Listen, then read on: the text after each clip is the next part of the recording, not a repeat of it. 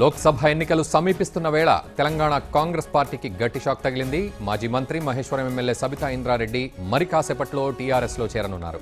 Telangana CM KCR సమక్షంలో సబిత గులాబీ కండువా కప్పుకోనున్నారు. ఈ క్రమంలో సబిత ఆమె కుమారుడు కార్తిక్ రెడ్డిలకు పార్టీలో సముచిత స్థానం కల్పిస్తామని సీఎం హామీ ఇచ్చినట్లు తెలుస్తోంది.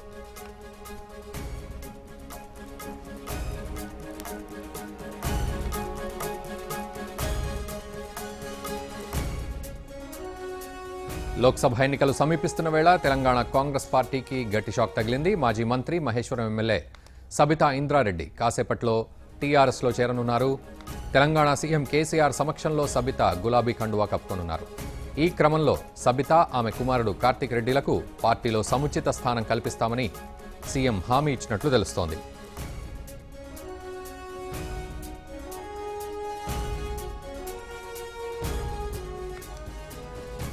ఇక ఇదే అంశంపై మరింత సమాచారం మా ప్రతినిధి మధు అందిస్తారు. మధు, చెప్పండి, సబితా ఇంద్రారెడ్డి తన కుమారుడు కొద్దిసేపట్లో ఇటు టీఆర్ఎస్లో చేరబోతున్నట్లుగా తెలుస్తోంది. పూర్తి అప్డేట్స్. రఘు, కాంగ్రెస్ పార్టీకి సంబంధించినటువంటి సీనియర్ నేత మాజీ హోమ్ మినిస్టర్ సబితా ఇంద్రారెడ్డి తన కుమారుడితో పాటు మరికొద్ది సేపట్లో సీఎం సమక్షంలో ప్రగతి భవన్ లో టీఆర్ఎస్ లో జాయిన్ అవుతున్నట్టుగా ప్రకటన చేరున్నట్టుగా తెలుస్తుంది. దీనికి సంబంధించి ఇప్పటికే 3 రోజుల క్రితం కేటీఆర్ ను కలవడం జరిగింది. అసదుద్దీన్ ఓవైసీ నివాసంలో ఈ భేటీకి సంబంధించినటువంటి అంశాలన్నీ కూడా చర్చకు రావడం జరిగింది. కొద్దిగా సందిగ్ధమైనటువంటి విషయం ఏంటి అంటే, కాంగ్రెస్ పార్టీ నుంచి జానతుడు సబితా ఇంద్రారెడ్డి కుమారుడికి చేవెళ్ల ఎంపీ సీటును కూడా సబిత డిమాండ్ చేయడం జరుగుతుంది. ఈ అంశం పైన కేవలం సీఎం కేసీఆర్ మాత్రమే నిర్ణయం తీసుకుంటారని చెప్పడంతో దానికి సంబంధించి ఒక క్లారిటీ కోసమే మరికొద్ది సేపట్లో అధికారికంగా సీఎం కేసీఆర్ ను కలవనున్నట్టుగా తెలుస్తుంది. కాంగ్రెస్ పార్టీలో రాజేంద్ర నగర్ సీటును ఆశించడం జరిగింది. 2018 అసెంబ్లీ ఎన్నికల్లో కాంగ్రెస్ పార్టీ తరఫు నుంచి కార్తిక్ రెడ్డి పొత్తుల్లో భాగంగా టికెట్ ఇవ్వలేని కారణంగా అప్పటి నుంచి కూడా పార్టీకి చాలా దూరంగా ఉంటున్నారు కార్తిక్ రెడ్డి. అదే విషయం పైన తీవ్ర అసహనంతో ఉన్నటువంటి కార్తిక్ రెడ్డి తల్లి సబితా ఇంద్రారెడ్డి పైన తీవ్ర ఒత్తిడి చేయడం జరిగిందని చెప్పేసి కూడా వార్తలు వెలువడ్డాయి.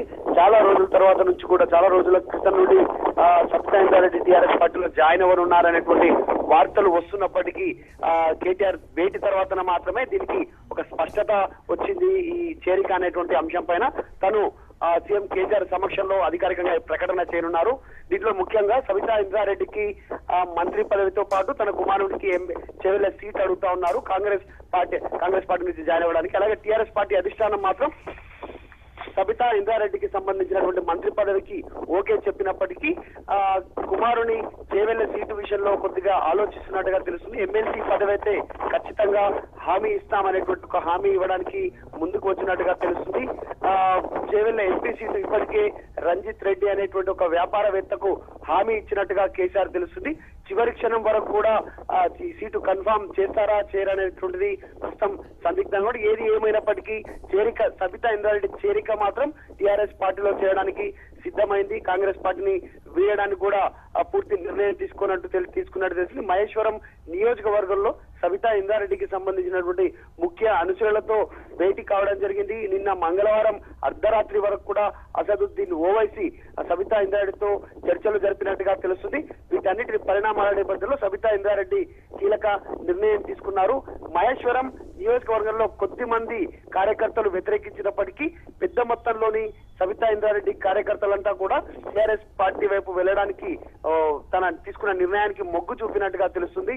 అలాగే సబితా ఇంద్రారెడ్డిని కాంగ్రెస్ పార్టీ వీడకుండా చూడాలని చెప్పేసి కాంగ్రెస్ పార్టీ నేతలు ఎంత ప్రయత్నం చేసినప్పటికీ కూడా ఆ ప్రయత్నం ఫలించలేదనే చెప్పవచ్చు. సబితా ఇంద్రారెడ్డి ఇంటికి స్వయంగా ఉత్తమ్ కుమార్ రెడ్డి, జానారెడ్డి, బట్టి విక్రమార్క సిఎల్పీ నేత వెళ్ళినప్పటికీ కూడా ఎలాంటి నిర్ణయం ప్రకటించలేదు సబితా ఇంద్రారెడ్డి. తర్వాత రోజు నెక్స్ట్ రోజు జరిగినటువంటి చర్చల్లో డైరెక్ట్ గా రేవంత్ రెడ్డి స్వయంగా వారింటికి వెళ్ళడం జరిగింది. వాళ్ళిద్దరితో మాట్లాడడం జరిగింది. రాహుల్ గాంధీ అపాయింట్మెంట్ తీసుకోవడం జరిగింది. దానికంటే ముందుగానే ఫోన్ లో రాహుల్ గాంధీతో జరిగింది. అయినప్పటికీ కూడా వీళ్ళ ఎలాంటి వైఖరి మారలేదు. అంటే మధు, ఒకవైపు అటు రేవంత్ రెడ్డి రాయబారం, మరోవైపు రాహుల్ గాంధీ నుంచి ఫోన్ రావడం, మాట్లాడడం, ఇదంతా కూడా జరిగింది. అయినప్పటికీ అంటే కొంత తలొగ్గినట్లు అనిపించిందా, లేకపోతే అక్కడ ఎక్కడ కూడా కాంప్రమైజ్ కాని పరిస్థితి? మరి ఎందుకు ఇటువంటి కీలకమైన నిర్ణయం తీసుకున్నట్లుగా వారి వర్షన్ ఉంది? అంటే రఘు, ముఖ్యంగా సబితా ఇంద్రారెడ్డికి మంత్రి పదవి ఇవ్వడానికి టీఆర్ఎస్ పార్టీలో సుముఖంగా ఉన్నప్పటికీ చేవెళ్ల ఎంపీ సీటును కూడా తన కుమారుడికి అడుగుతుంది. సబితా ఇంద్రారెడ్డి ఖచ్చితంగా కావాలనేటువంటి ఒక పట్టుదలమైనటువంటి ఒక డిమాండ్ వ్యక్తం చేయడం జరిగింది టీఆర్ఎస్ పార్టీకి సంబంధించినటువంటి. ఇదే అంశం పైన కేటీఆర్ తో కవితతో ఇదే అంశం పైన చర్చ చేయడం జరిగింది. సబితా ఇంద్రారెడ్డి డైరెక్ట్ గా కవిత ఇంటికి వెళ్లి కూడా ఇదే విషయం పైన చర్చించడం జరిగింది. అయితే చేవెళ్ల ఎంపీ సీటు విషయం పైన హామీ మేము ఇవ్వలేము, సీఎం కేసీఆర్ తన హయాంలోనే తన నిర్ణయం తీసుకునేటువంటి తన దగ్గరే ఉంది ఆ పార్టీ డిసిషన్ అనేటువంటిది చెప్పడంతో కొద్దిగా వెంటనే రంగంలోకి దిగినటువంటి రేవంత్ రెడ్డి చకచకా పాలు కలపడం జరిగింది. కేంద్ర కాంగ్రెస్ పార్టీకి సంబంధించిన కేంద్ర నాయకత్వంతో సంప్రదింపులు చేయడం, వారితో ఫోన్లో మాట్లాడించడం, ఇలాంటి వెంటనే చర్యలు తీసుకోవడం జరిగింది. కొద్దిగా మెతక వైఖరి వైరమించినప్పటికీ టీఆర్ఎస్ పార్టీ అధిష్టానం మరొక్కసారి అసదుద్దీన్ ఓవైసీతో నిన్న మంగళవారం రోజు జరిగినటువంటి నిన్న రాత్రి వరకు కూడా ప్రత్యేకంగా సబితా ఇంద్రారెడ్డితో పలు దఫాలుగా తను చర్చించినట్టుగా తెలుస్తుంది. మీకు అవసరమైతే మీకు మంత్రి పదవి, లేదు అంటే మీ కుమారుడికి చేవెళ్ల ఎంపీ సీటు పైన కూడా సీఎం కేసీఆర్ ఆలోచిస్తున్నారు అనేటువంటి ఒక ప్రకటన చేయడంతో తన సంప్రదింపుల విషయంలో చెప్పడంతో మరొకసారి టీఆర్ఎస్ వైపు వెళ్ళడానికి తన నిర్ణయం తీసుకుంది. రఘు, సో మధు, అంటే ఇటు ప్రజాభిప్రాయం సంగతి పక్కన పెడితే మొత్తానికి తనకు అటు టీఆర్ఎస్ నుంచి మంచి ఆఫర్ వస్తుంది, మరోవైపు కొడుకు భవిష్యత్తు కోసం ఈ నిర్ణయం తీసుకుంటున్నట్లుగా కూడా వార్త వస్తుంది. సో నిజంగానే కొడుకు భవిష్యత్తు కోసం ఈ సంచలన నిర్ణయం తీసుకున్నట్లు భావించవచ్చా? ఖచ్చితంగా రఘు, కుమారుడు సబితా ఇంద్రారెడ్డికి దాదాపుగా ఇదే ఒక మంత్రిగా ఇదే మంత్రి స్థాయిలో జరిగేటువంటి ఎన్నికల చివరి ఎన్నికలు అనుకోవచ్చు. సబితా ఇంద్రారెడ్డికి టీఆర్ఎస్ పార్టీకి సంబంధించిన ఈ ప్రభుత్వంలో మంత్రి పదవి లభించడంతో పాటు కుమారునికి రాజకీయ భవిష్యత్తు కోసం ప్రయత్నం చేరున్నారు. రాజేంద్ర నగర్ టికెట్ ఏ రకంగా ఆశించి టికెట్ సాధించుకోలేకపోయారో కాంగ్రెస్ పార్టీలో నుంచి, కనీసం టీఆర్ఎస్ పార్టీలో చేరైనా సరే చేవెళ్ల ఎంపీ స్థానం పార్టీ నుంచి స్థానం దక్కించుకోవాలనేటువంటిది సబితా ఇంద్రారెడ్డి సంబంధించినటువంటి ఒక వ్యూహంలో భాగంగా చెప్పవచ్చు. ముఖ్యంగా కుమారుడు కార్తిక్ రెడ్డి నుంచి తీవ్ర ఒత్తిడి సబితా ఇంద్రారెడ్డి పైన ఉంది అనేటువంటిది చాలా రోజుల నుంచి పార్టీలో చాలా చర్చ జరుగుతూ ఉన్నటువంటి అంశం. ఎందుకు అంటే పార్టీ గుర్తుపై కాంగ్రెస్ పార్టీ గుర్తుపై గెలిచినటువంటి సబితా ఇంద్రారెడ్డి కనీసం ఇంతవరకు కాంగ్రెస్ పార్టీకి సంబంధించినటువంటి సమీక్ష సమావేశాలలో ఇంతవరకు హాజరు కాలేదు.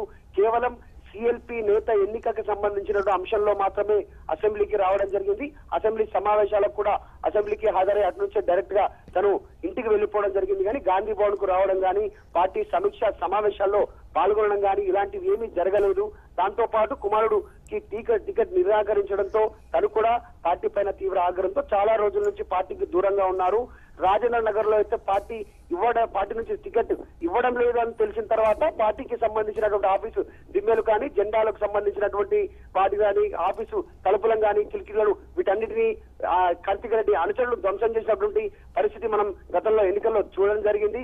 వీటన్నిటి దూరంలో పార్టీకి వీరికి చాలా గ్యాప్ పెరిగింది. ఇదే అంశం పైన మరొకటి సిఎల్పికి సంబంధించినటువంటి ఆ పదవిని కూడా సబితా ఇంద్రారెడ్డి ఆశించారు.